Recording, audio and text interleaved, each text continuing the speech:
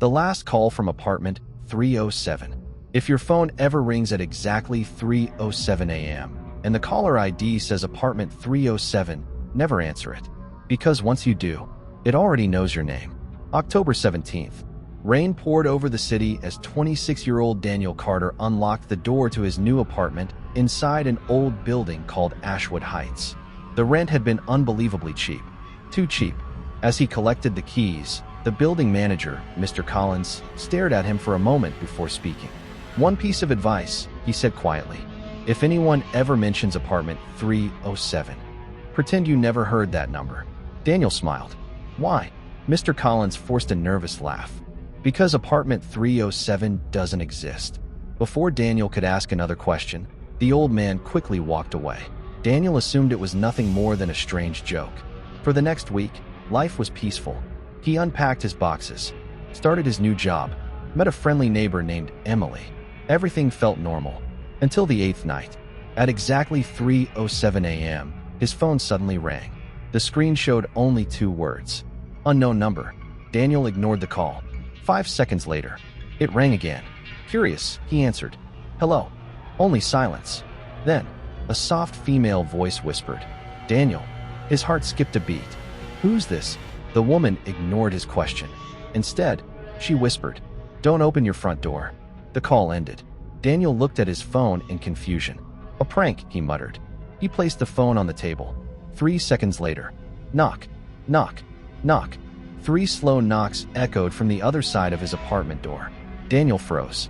Nobody should have known he was home. His phone rang again. The same unknown number. He answered immediately. The woman whispered one final sentence. "Whatever happens, don't let her inside." Daniel stood frozen. 3 slow knocks echoed through the apartment once again. Knock, knock, knock. His breathing became heavier. The woman's final warning repeated inside his mind. "Don't let her inside." Slowly, Daniel walked toward the front door. His hand reached for the handle. Just before he touched it, his phone vibrated. Another call. Unknown number. He answered immediately. The same woman whispered, "Step away from the door." Daniel looked through the peephole. The hallway was empty. No footsteps. No movement. No one. "I'm looking right at the hallway," Daniel whispered. "There's nobody here." The woman replied in a trembling voice. "She's standing where you can't see her." Daniel's heart began racing. At that exact moment, a soft laugh echoed outside. A woman's laugh. Cold, slow, unnatural. Then, a sweet voice spoke through the door. "Daniel, I know you're inside. I just want to talk." Daniel had never heard that voice before. Yet somehow, it knew his name. He slowly stepped backward. His phone suddenly lost signal. The lights flickered. Once, twice. Then everything became silent. The knocking stopped. For a few seconds, nothing happened. Daniel finally gathered enough courage to open the door. The hallway was completely empty.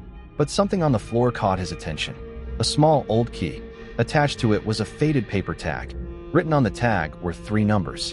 307. Before Daniel could pick it up, his neighbor Emily rushed out of her apartment. The moment she saw the key, her face turned pale. She grabbed Daniel's arm. "Don't touch it." Daniel looked at her in confusion. "Why?" Emily whispered. "Everyone who takes that key disappears." Then she looked toward the elevator. Daniel couldn't move. The woman inside the elevator remained completely still. Her long black hair covered her face. One pale hand pointed directly at him. Emily grabbed Daniel's arm. "We have to leave. Right now." The elevator doors slowly began to close. Just before they shut, the woman smiled. Daniel never saw her face, but he knew. She was smiling. The lights in the hallway suddenly went out. For 3 long seconds, everything was silent. Then Daniel's phone rang again. Unknown number. He answered without thinking. The same woman whispered, "It's too late. She has seen you." Daniel's voice shook. "Who are you?" "My name is Evelyn. I used to live in apartment 307. Daniel looked at Emily. "Apartment 307 doesn't exist." Evelyn replied, "It used to, until the fire. But the apartment never disappeared. It only hides." Suddenly, the old key in Daniel's hand became warm.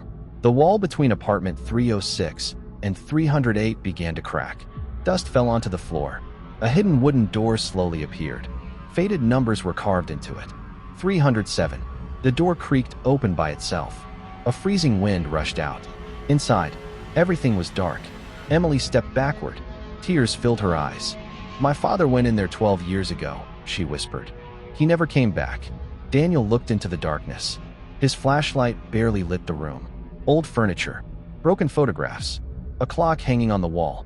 Its hands were frozen at 3:07. Then, a child's laughter echoed from somewhere deep inside the apartment. Daniel slowly turned around. Emily was gone. The hallway was empty. The only thing left outside the apartment was his phone. Its screen lit up with one final message. "Close the door before it closes behind you." Daniel took one deep breath and stepped inside apartment 307. The moment Daniel stepped inside, the hidden door slammed shut behind him. The apartment fell silent. Only the old clock could be heard. Tick, tick, tick. Its hands suddenly began to move. 3:06, 3:07. Daniel's phone rang one last time. Caller ID, apartment 307. He answered. Evelyn spoke softly. "Listen carefully. The thing you're looking at isn't me. The real Evelyn died in the fire 23 years ago. The creature copied my voice, and now it wants yours." Daniel slowly turned around. The woman in the white dress was standing at the end of the hallway. She slowly lifted her head. For the first time, Daniel saw her face. It wasn't human. Her eyes were completely black. Her smile stretched from one side of her face to the other. She whispered, "Stay with me forever." Daniel remembered the old gas pipe he had seen near the kitchen. He grabbed a loose metal rod and struck it with all his strength. Gas rushed into the apartment. The creature screamed. The walls began to shake. Daniel pulled a lighter from his pocket. He looked at the creature one final time. "This ends now." He lit the flame. A massive explosion ripped through apartment 307. Daniel woke up in a hospital 3 days later. The police told him the third floor had been destroyed. But according to the building's original plans, apartment 307 had never existed. Before Daniel could speak, his phone vibrated. One new voicemail. He pressed play. A familiar voice whispered, "Thank you, but every time apartment 307 is destroyed, it finds a new building." The message ended. Daniel slowly looked toward the hospital room door.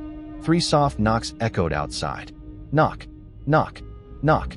The screen faded to black. The end. If you enjoyed this story, don't forget to like this video, subscribe to Black Pine Files, and turn on the notification bell so you never miss our next terrifying story. Until next time, sleep carefully.